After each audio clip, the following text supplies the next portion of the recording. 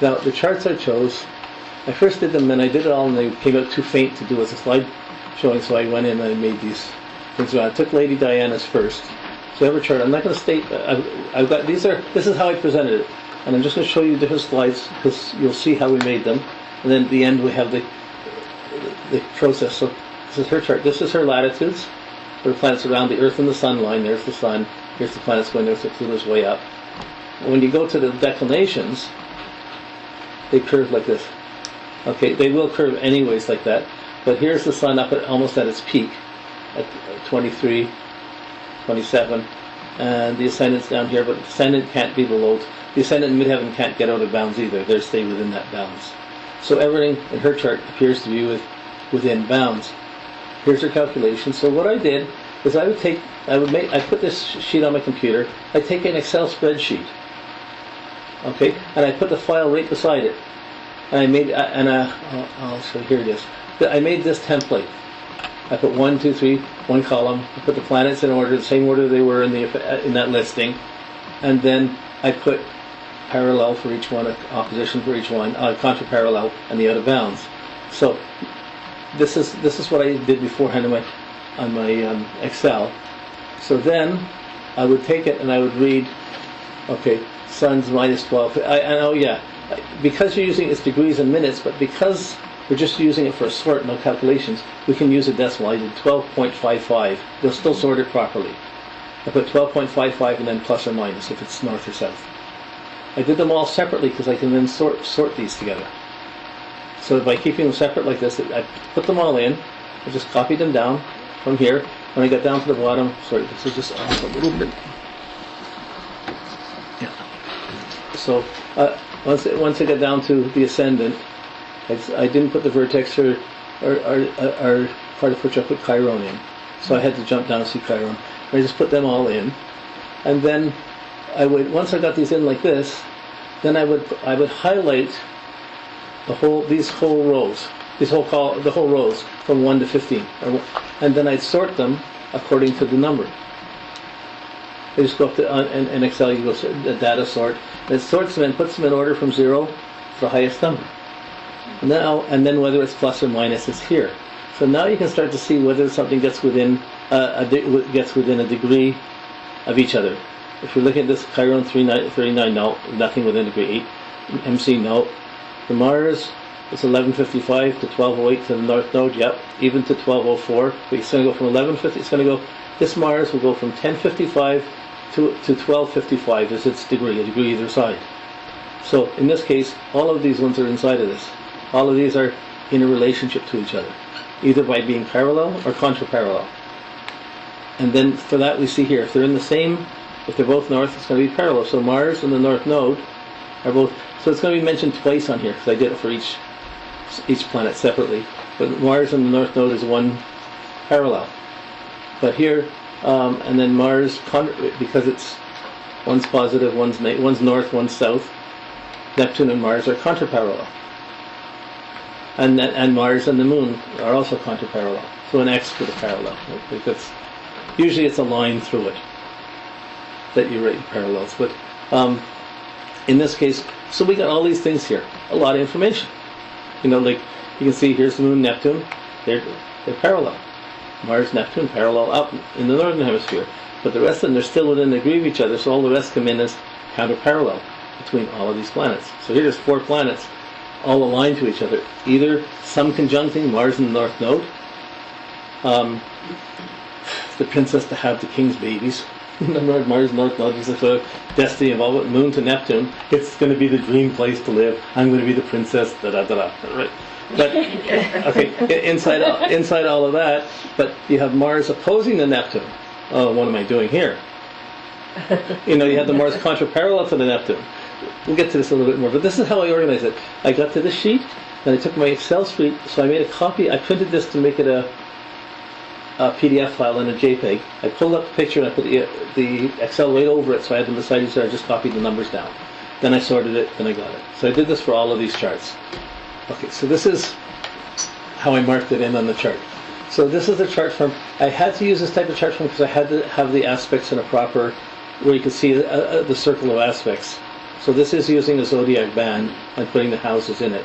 But there really isn't, if you did the houses that way and just wrote the signs on it, it's the same thing really. I wanted to have the aspects showing fairly clearly. So the main natal chart's still here. She's the Cancer, where are we here? Cancer, Sun conjunct Mercury. And she has her moon in Aquarius. Okay, with the Sag rising. Now, when you look at her chart, well, that's just, I would group it. And so I'm going to just go to the next sheet. So we have this, I took these and I marked each one in. So I made red for the parallels.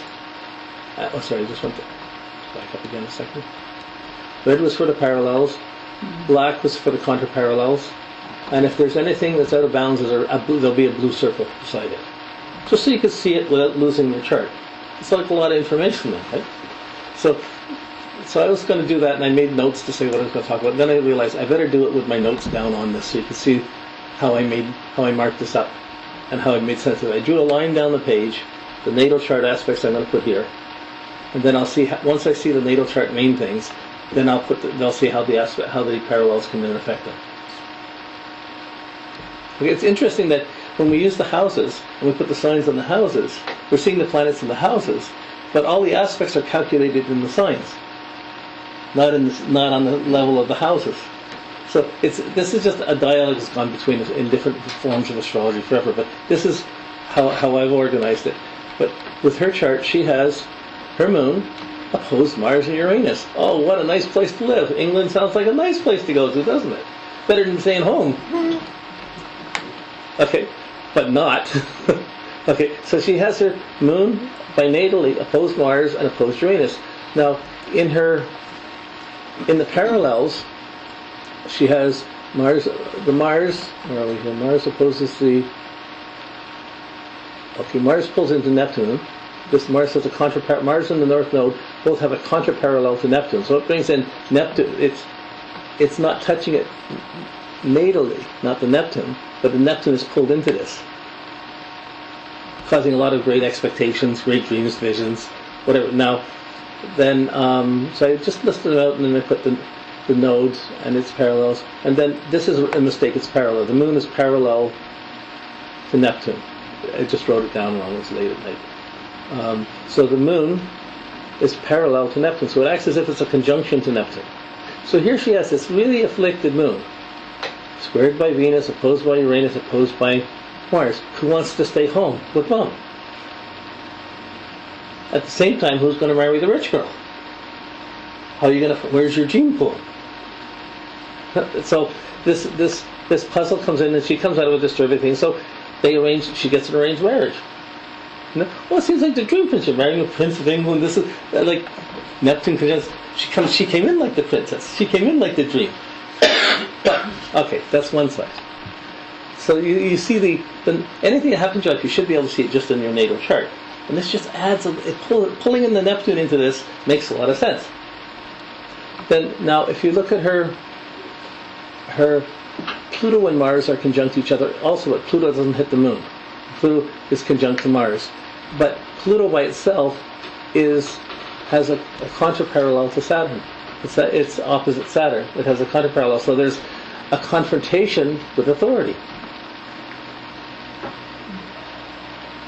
Okay? Or power struggles around authority inside this whole conjunction opposed to the moon. So even though the Pluto's not exactly opposed to the moon by house, by that stellium, or that group, it really is pretty much there. But you do we see the Neptune, we see Saturn coming in, and we can see clearly how that was happening in their lives. Now, if we take the Mercury and the Sun, Mercury conjuncts the Sun. And looks nice. It trines the moon. It trines Neptune. In the 7th house. Perfect marriage, right?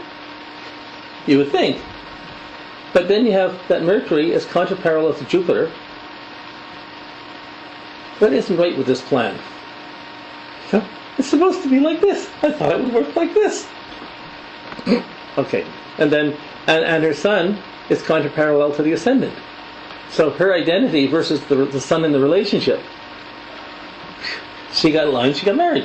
Her married. Now, okay. So this is just, I just had written down, so let's take it a little further. Her moon's in Aquarius. if you take traditional rulerships, which if you take the non-traditional, you have an opposed Uranus, but if you take traditional, it's still ruled by Saturn. It still would be ruled by Saturn. It's kind of somewhat of a dry moon, that moon in Aquarius. So I put marries what did I put? Let me see. Marries an ugly, wonky control freak from another country. Okay, he marries an old guy, 13 years older than her. She got sent off to marry. This is the dream relationship. Now,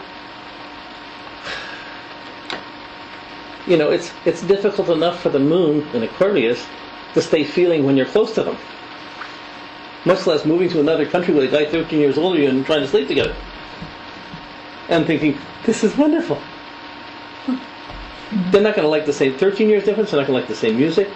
She was a vegetarian. He's a hunter. Like, there's a lot of differences going on. That was the big gap. So, okay. Then, yeah, and her Venus is squared by Uranus and squared by the moon. So it's tied into this whole square too. Just in her natal chart. The Venus doesn't have any parallels, contra-parallels, or anything to it. The other stuff all did. Just the Venus-Uranus. She's vegetarian. You know, on her honeymoon, he goes out to hunt and kill foxes. But B, she has a baby. Cancer. She's not allowed to name it. It was up to other people to name the queen to name the baby. Or the kings have to have these names. Okay. These are... Do you think a Cancer is not going to take that personally? If a Cancer is going to take that personally, how's she going to react to that? Like, well, how's her feelings going to react to that? Her moon in Aquarius. Hi. Welcome home. It's going to, oh geez, I got to be here. So there's a really distinct disassociation between just emotions and affection. And I think it's really simply 13 years difference. She got an arranged marriage. She's with an old guy that's not on her physical level or emotional level. And there wasn't, even though they had babies, it wasn't like it was, that's where the things weren't that nice. But I just choose this. I just thought their charts were really good ones to use as an example. Nothing out of bounds in that chart.